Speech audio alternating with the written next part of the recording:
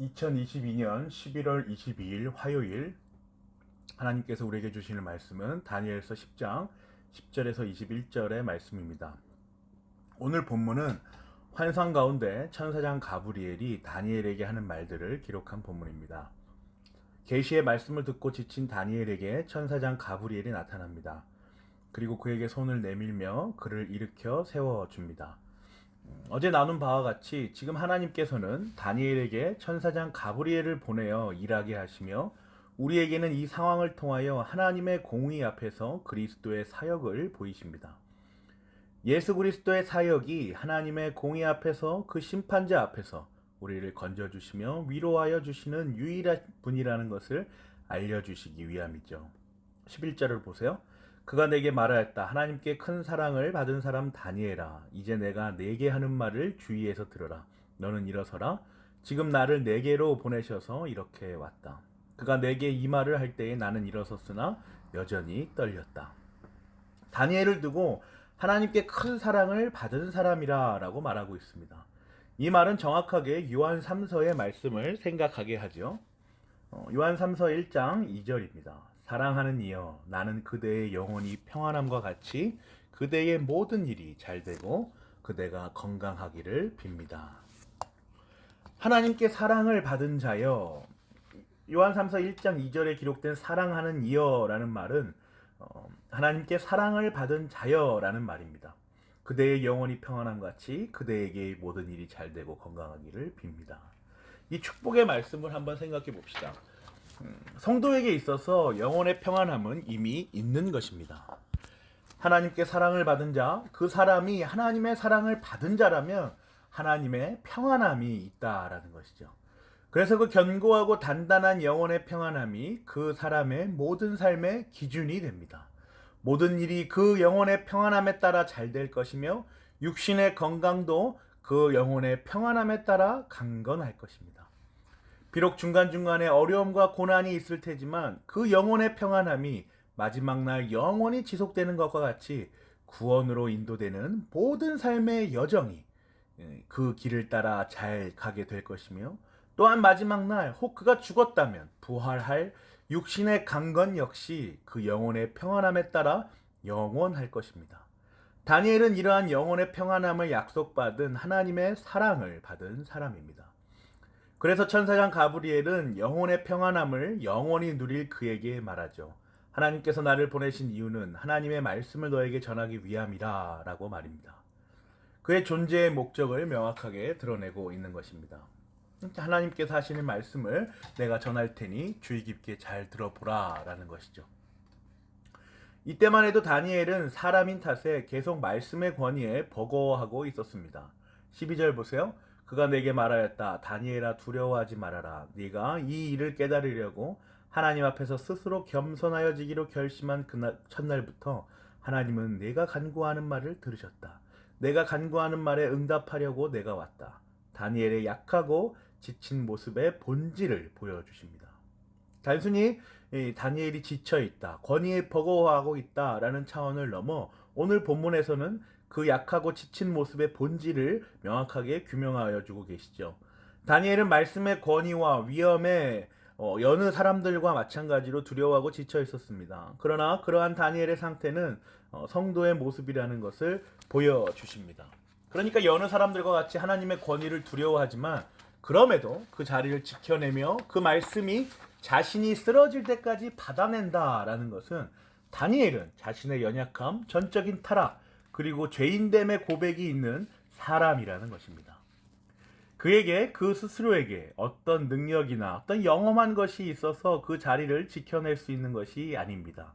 오히려 그 스스로에게는 이 하나님의 권위의 말씀을 받아낼 재간이 없다라는 것을 알고 있다라는 것을 말해주죠.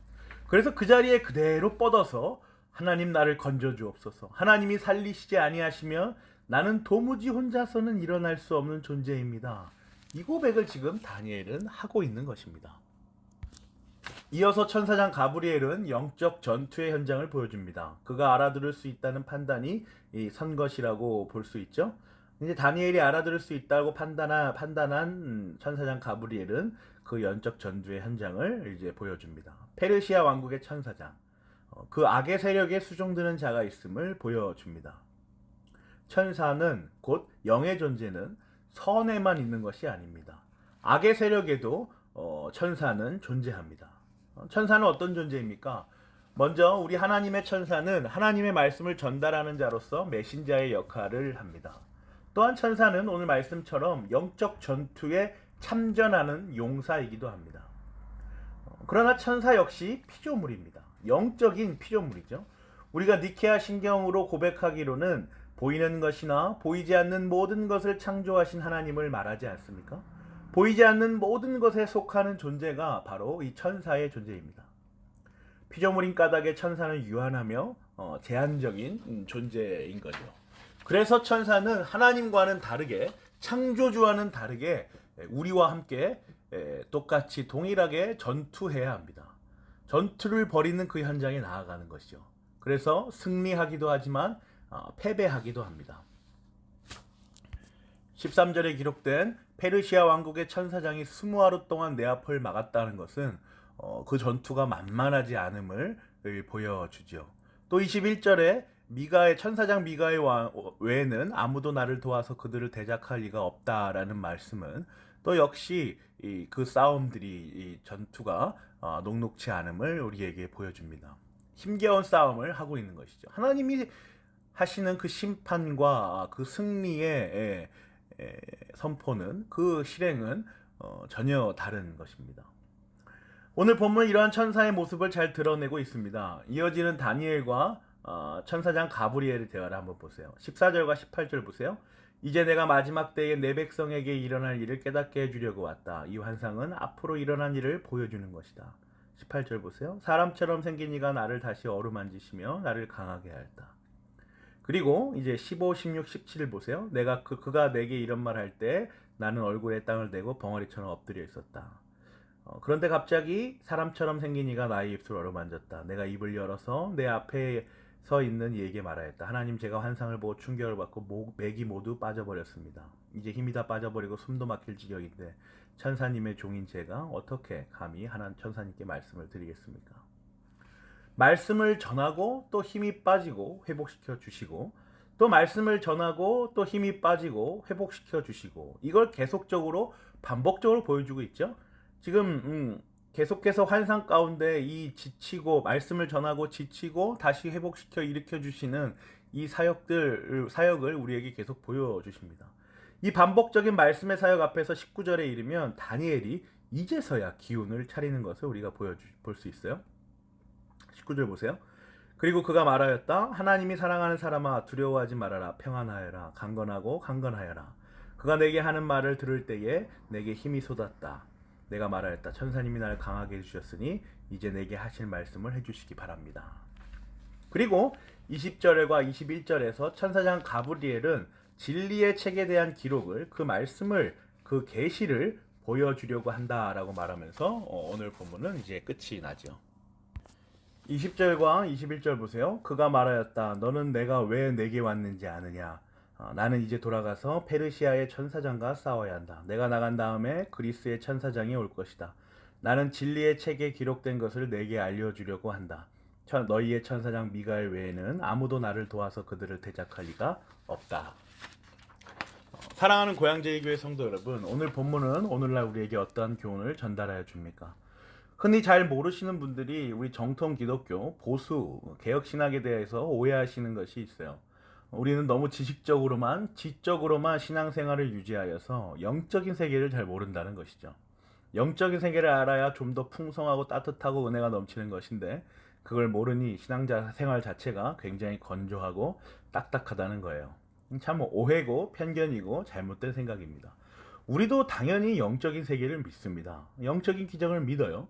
하나님의 영적인 존재이신데 어떻게 영적인 존재와 세계를 믿고 받지 않으면 어떻게 이 신앙생활을 유지할 수 있겠습니까? 저희는 오히려 더 성령 하나님의 사역을 받습니다.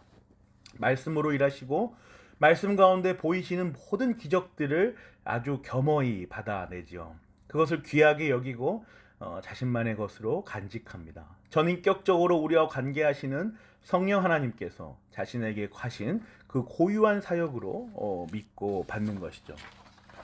우리는 모두 영적 전투 속에서 살아갑니다. 하나님께서 보내신 천사들이 우리의 눈에 보이지 않지만 우리 주변에서 늘 우리를 위하여 악의 세력의 천사들과 전투하고 있습니다. 우리가 쓰러지지 않도록 그렇게 열심히 사역을 하고 있는 것이죠. 그리고 무엇보다 우리가 말씀 사역으로 인도되도록 끊임없이 하나님의 메시지를 전달하고 있는 것입니다. 우리가 말씀을 대할 때마다 경험하는 자신의 모자람과 연약함들을 격려하여 주며 그리스도께서 우리에게 하시는 위로와 연합을 일으키시는 사역들을 돕는 것이죠. 저 여러분이 이러한 영의 세계에 대한 인식 속에서 늘 언제나 깨어 있어서 우리를 둘러싼 보이지 않는 창조물인 그 피조된 천사들의 사역에 동참하며 하나님의 음성을 매 순간 듣기를 간절히 기도합니다. 아멘.